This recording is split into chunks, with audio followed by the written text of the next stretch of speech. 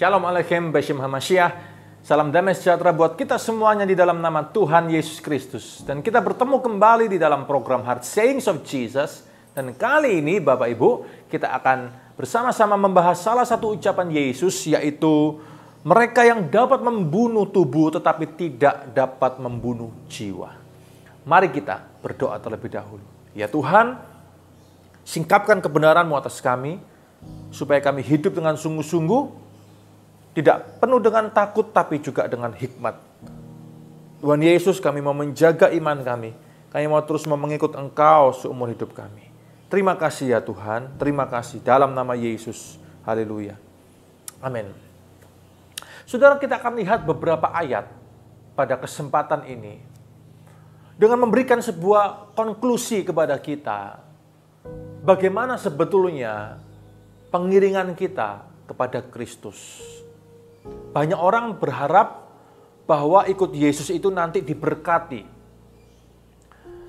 Hidupnya penuh melimpah dengan berkat materi, berkat duniawi. Tanpa sadar, atau mungkin dengan sadar, dikhotbahkan di mimbar-mimbar gereja, ya, membentuk kemudian sebuah gelombang pengajaran doktrinal yang dikenal sebagai teologi kemakmuran atau teologi sukses. Yang percaya bahwa orang kalau diperkenan oleh Tuhan tidak sakit, pasti diberkati melimpah materi. Ini adalah sebuah teologi yang salah kaprah. Itu tidak lebih dari hasil pemikiran manusia yang sudah jatuh ke dalam dosa, saudara. Ya, sebuah pengajaran teologi yang telah melumpuhkan gereja dan melumpuhkan iman orang Kristen kebanyakan. Bukannya saya tidak percaya bahwa Allah sanggup memberkati umatnya. Bapak, Ibu, Saudara-saudari, Allah itu sanggup untuk melakukan apapun juga. Kita jangan mau hanya dapat enak-enaknya saja dong kalau ikut Yesus. Apa yang terjadi dengan Ayub? Ya, Ayub itu nggak cuma terima enaknya. Ayub itu juga nggak enaknya loh. Bahkan sampai dia ngomong, bukan? Dengan telanjang, aku datang ke dunia ini, lahir dari rahim ibuku. Dengan telanjang pula aku akan kembali ke dalamnya. Tuhan yang memberi, Tuhan yang mengambil. The Lord giveth, the Lord hath taken away. Blessed be the name of the Lord. Terpujilah nama Tuhan. Saudara, kita harus sadar akan hal ini. Orang-orang Kristen, jemaat Tuhan harus sadar akan hal ini. Jangan tuntut hal-hal yang duniawi.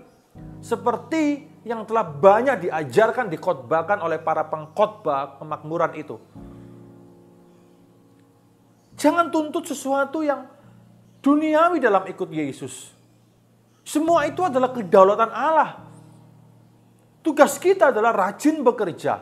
Alkitab juga ngomong, hai pemalas, pergi kepada semut, belajarlah. Perhatikan lakunya, belajar daripadanya, supaya engkau jadi bijak. Kalau kita malas bekerja, ya wajar dong kalau miskin, saudara. Wajar kalau itu terjadi dalam kehidupan kita. Ya. Oleh karena itu Alkitab mengajarkan kita untuk kita jadi rajin.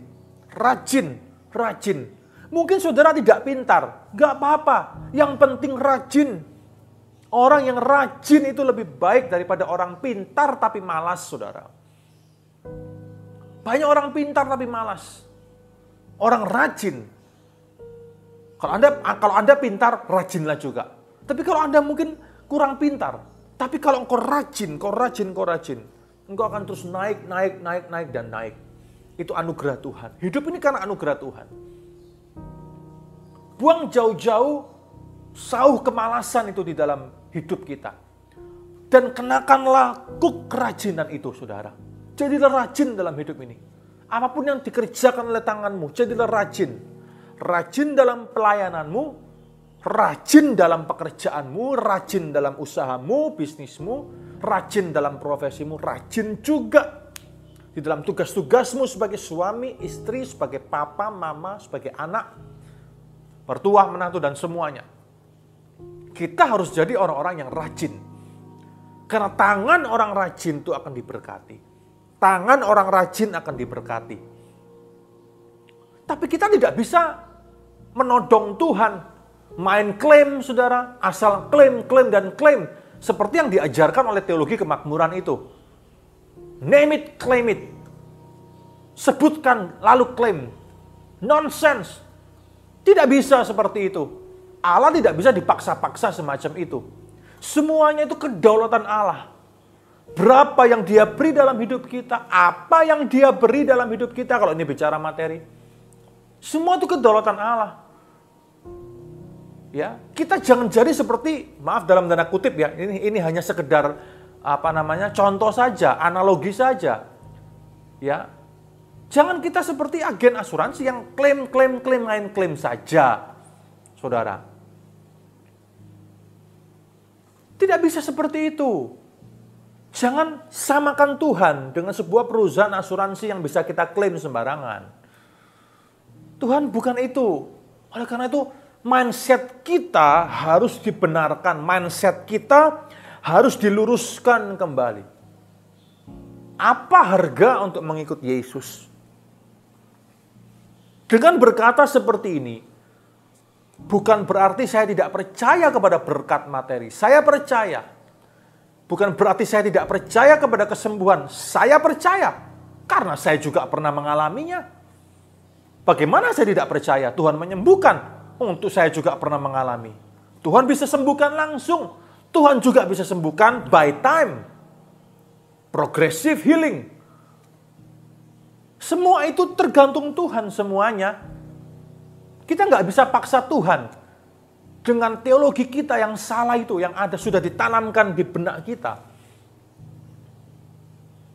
oleh para pengajar-pengajar teologi kemakmuran itu, saudara. Saya percaya dengan itu semuanya. Tapi semakin dalam iman kita, semakin kita mengiring Yesus, semakin kita dewasa, semakin kita tidak akan memberikan perhatian besar kepada hal-hal yang fana seperti itu.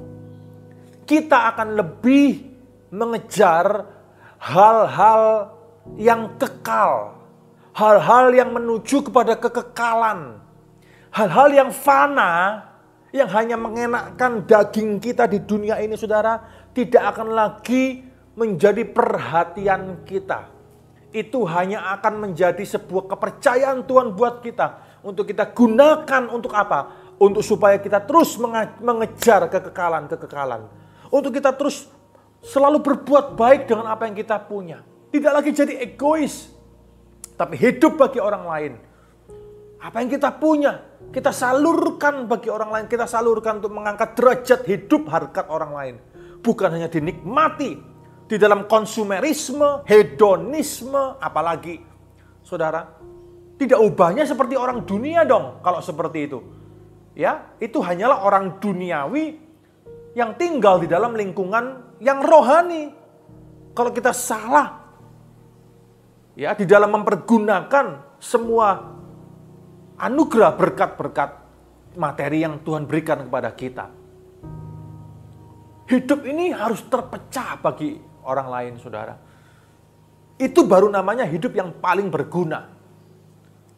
Buat apa engkau bergelimang banyak tapi tidak ada faedahnya? Mati pun tidak akan kau bawa sepeser apa yang kau punya. Berapa banyak orang punya banyak, ketika dia dipanggil Tuhan, keluarganya pecah, rebutan harta, hancur semuanya. Maka dari itu Alkitab betulkan katakan, ya, cinta uang tuh, ya, akar dari segala kejahatan. Bukan hanya cintanya, tapi maninya, uangnya itu juga. Kita harus tahu bisa menaruh posisi kita. Bagaimana kita handle itu semuanya. Amin, saudara. Nah, kejar kekekalan. Lebih daripada hal-hal kekekalan. Lebih daripada hal-hal yang duniawi. Apa itu hal-hal kekekalan? Kejarlah pengenalan akan Yesus. Kedekatan dengan Allah. Semakin hari, semakin dalam hubunganmu dengan Allah. Semakin hari semakin dalam cintamu kepada Allah. Semakin hari semakin dalam pengenalanmu akan firman Allah. Semakin hari semakin dalam semua gairahmu, pengiringanmu akan Dia. Semakin hari semakin dalam pembelajaranmu akan firman Allah. Banyak orang tidak dalam imannya karena menolak belajar lebih dalam tentang Allah. Karena pikirannya disesatkan. Dengan apa? Sekali lagi, dengan pengajaran-pengajaran yang tidak bisa dipertanggungjawabkan itu. Yang mengatakan bahwa pikiran ini adalah sumber penghalang. Buang pikiranmu. Ya kan? Tidak perlu belajar firman. Yang perlu adalah melakukan firman. Loh, kalau apa yang kita lakukan kalau kita tidak tahu, saudara? Apa yang kita lakukan dong?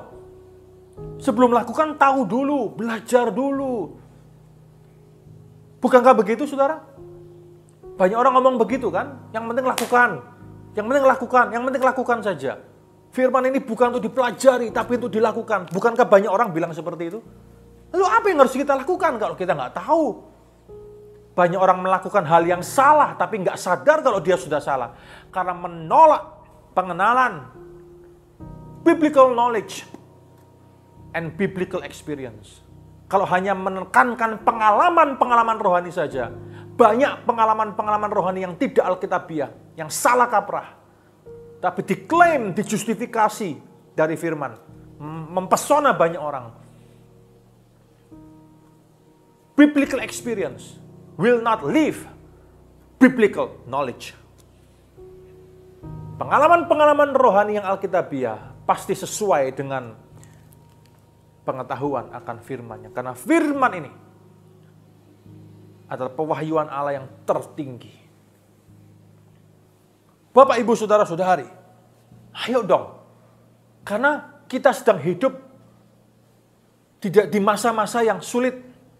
Saya tidak mau menghaluskan bahasa saya dengan memilih bahasa-bahasa yang halus. Saudara, maksud saya adalah seperti ini.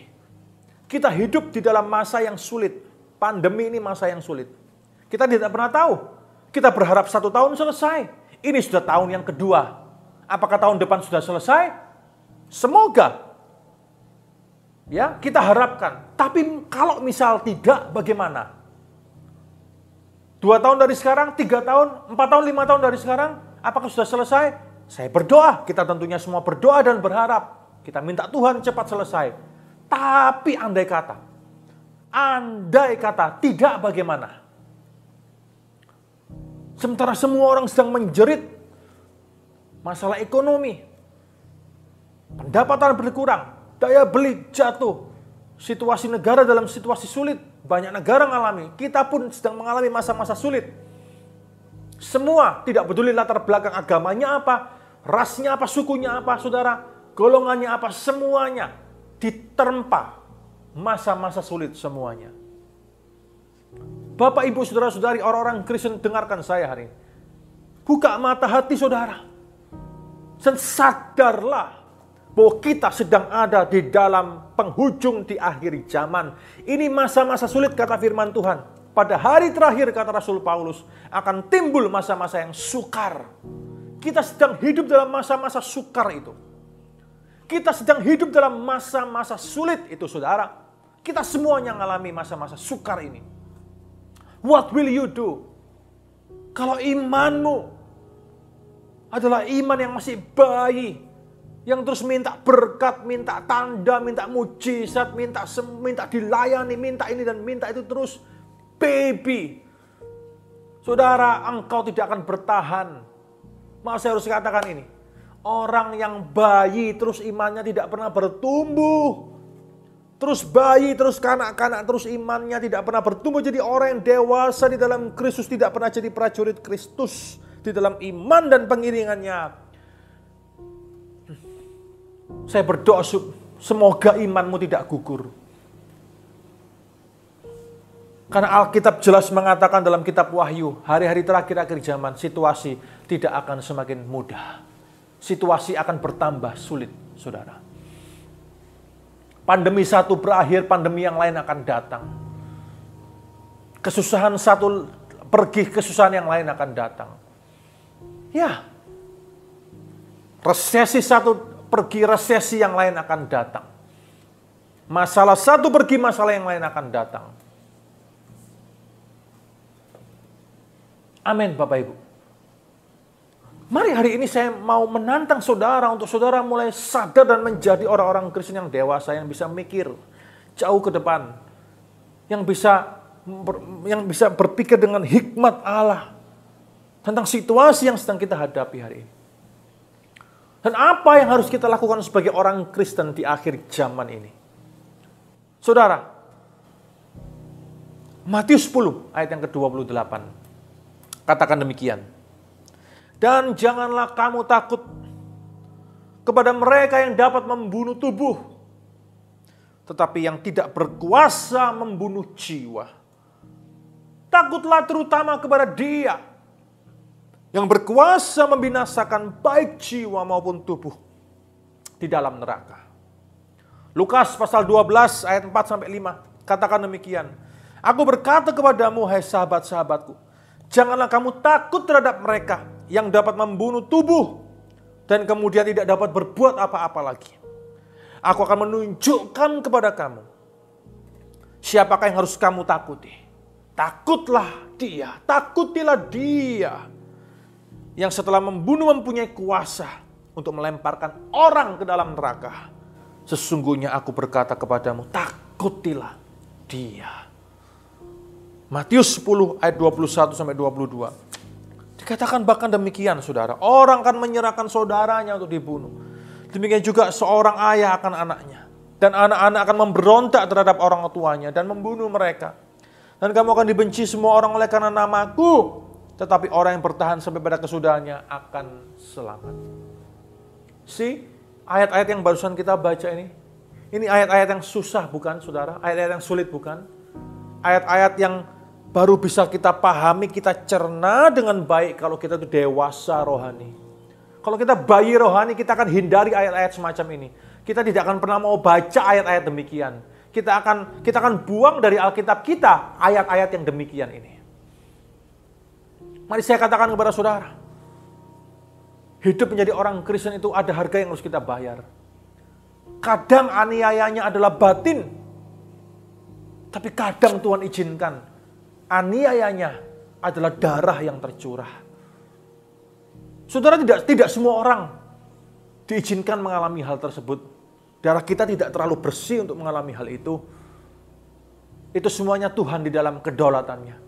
Tapi maksud saya adalah mari kita sadar dan mempersiapkan diri kita, sadar bahwa ini adalah masa-masa sulit di dalam hidup kekristenan kita. Bahwa untuk ikut Yesus, keselamatan adalah anugerah kasih karunia yang harus terus dijaga, mengisi keselamatan itu. Mengiring Kristus, bicara soal membayar harga, memikul salib, menyangkal diri kita setiap hari. Karena itulah yang Yesus juga lakukan, bukan?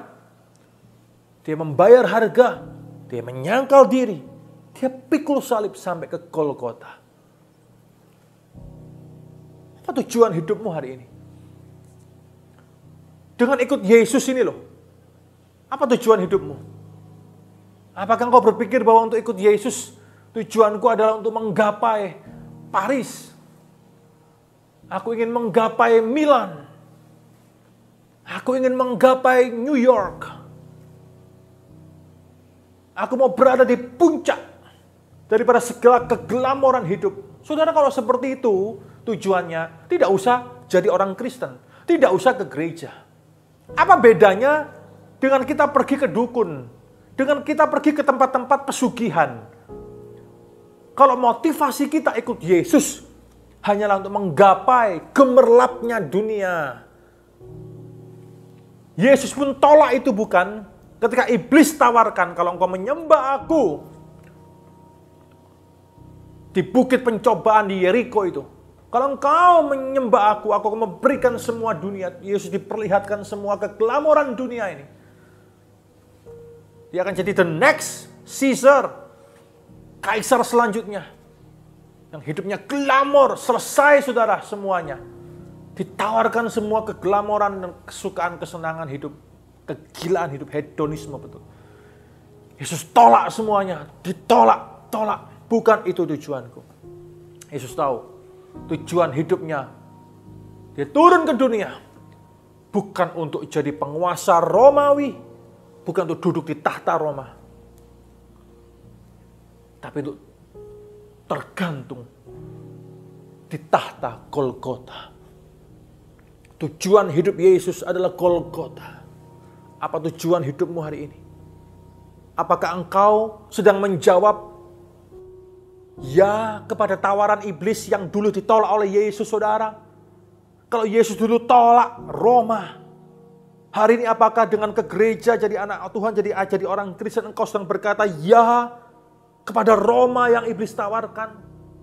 Kepada New York, Milan, Paris yang sedang dia tawarkan dalam hidupmu?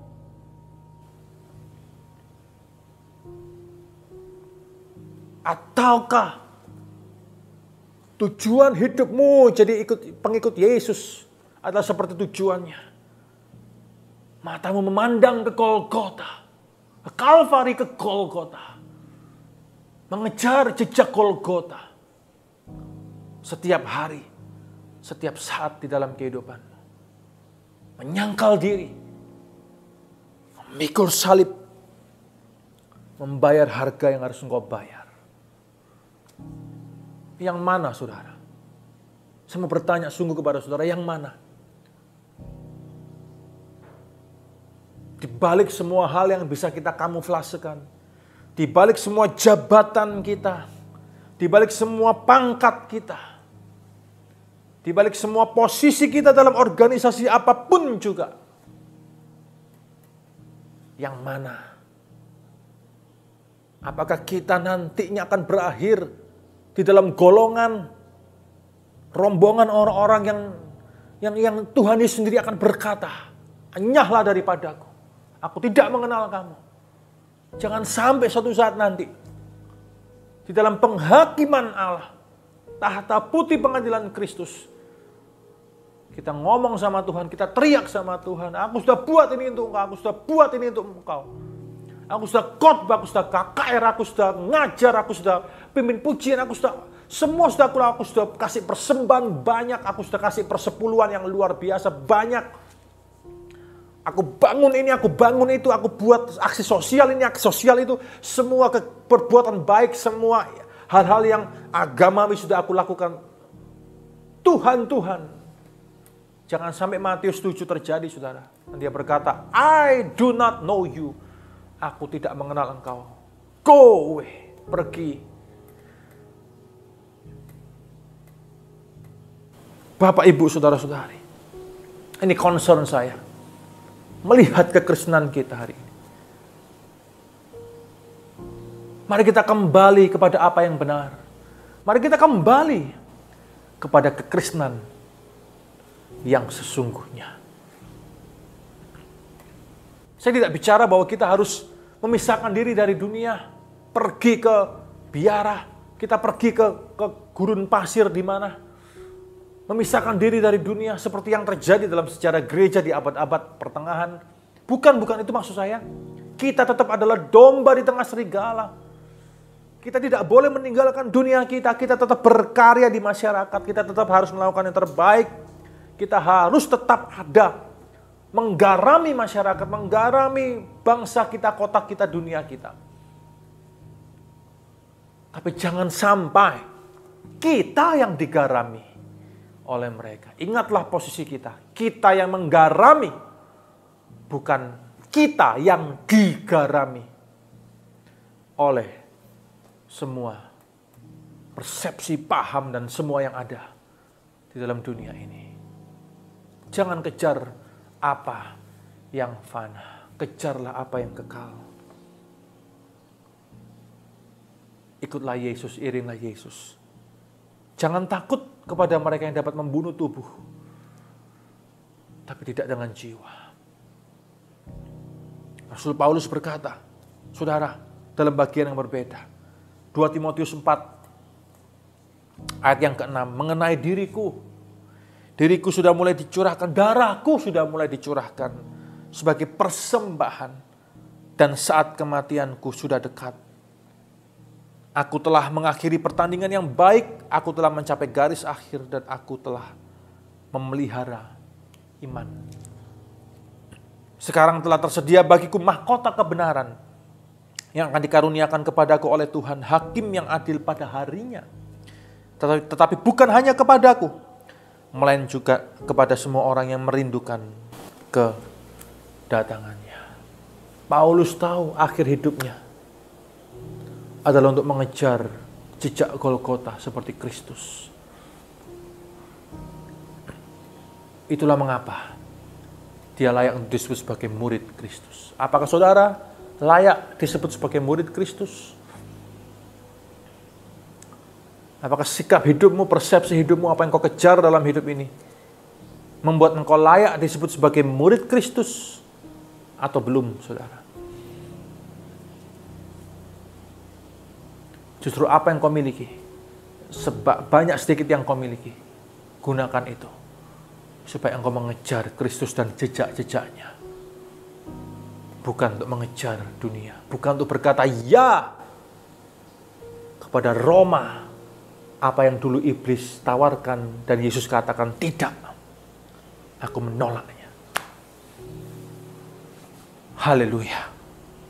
Mari kita renungkan ini, saudara. Mari kita renungkan firman ini. Biar ini berbicara kepadamu dalam hatimu. Di situasi-situasi yang tidak mudah yang sedang kita hadapi saat ini. Ini situasi yang sulit. Mari kita datang kepada Allah. Situasi sulit ini, pandemi ini, akan betul-betul memisahkan kambing dari domba. Akan betul-betul muncul orang-orang Kristen yang betul-betul akan kelihatan kualitasnya. Yang kuat, yang strong, dan akan juga kelihatan langsung orang-orang Kristen yang sangat-sangat bayi, kanak-kanak, yang imannya lemah. Biji ketika tumbuh sedikit, kena angin, kena belukar dan semuanya, maka matilah biji itu. Yang mana saudara kita? Kita yang tahu keadaan kita. Oleh karena itu mari kita datang kepada Kristus pada kesempatan ini untuk kita berdoa. Kita berdoa sungguh-sungguh supaya kita masuk ke dalam golongan orang-orang yang lulus dalam ujian itu. Haleluya. Bapakku berdoa, kiranya kami semuanya didapati lulus dalam ujian iman ini. Kami terus melihat kepadamu, mengejar jejak-jejakmu ya Tuhan. Kalau Engkau dulu menolak iblis dengan berkata tidak, biarkan hari ini kami juga berkata tidak kepada segala tawaran si jahat. Tuhan, jangan kami jadi Gehazi yang berkata ya kepada apa yang Eli tolak. Nah, akibatnya kena kusta. Kami nggak mau kena kusta-kusta rohani. Kami mau selaras dengan kehendak Tuhan dalam hidup kami. Terima kasih Tuhan. Terima kasih, ini kami.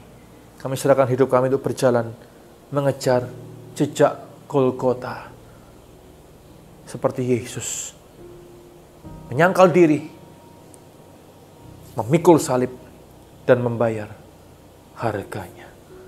Terima kasih Tuhan, ini kami semuanya. Di dalam nama Tuhan kami Yesus Kristus, kasih karunia-Mu besar atas kami. Kyrie eleison, Kyrie eleison. Have mercy on us. Please Lord, have mercy on us. In Jesus' mighty name. Amin. Amin. Amin saudara. Shalom Aleichem. B'Shem HaMashiach. Damai sejahtera buat kita semuanya. Tuhan memberkati. Amin.